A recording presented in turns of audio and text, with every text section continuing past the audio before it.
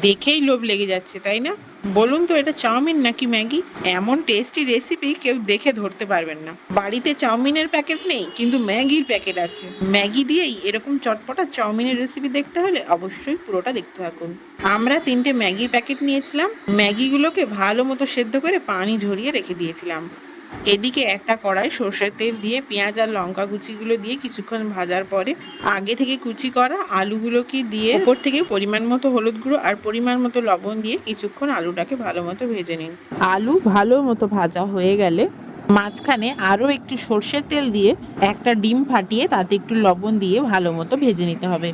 এখন আলুর সাথে আরও কিছুক্ষণ এই ডিমটাকে ভেজে নিয়ে ওপর থেকে সেদ্ধ করা ম্যাগিগুলো দিয়ে দিতে হবে। এখন ওপর থেকে 2টো ম্যাগির মশলা দিয়ে ভালো মতো সবগুলো একসাথে মিক্সড করে নিলেই তৈরি আমাদের চাউমিনের মতো স্পেশাল চটপাটা ম্যাগি। কে কে এরকম স্পেশাল চটপাটা ম্যাগি খেয়েছো অবশ্যই তাড়াতাড়ি কমেন্টে জানাও। আর রেসিপিটাই বা কেমন লাগলো অবশ্যই জানিও। সন্ধেবেলা এরকম স্ন্যাক্স হলে আর কি চাই বলুন? আমরা এখন কাসুন্দি সস আর টমেটো সস দিয়ে দারুণভাবে এটাকে পরিবেশন করব।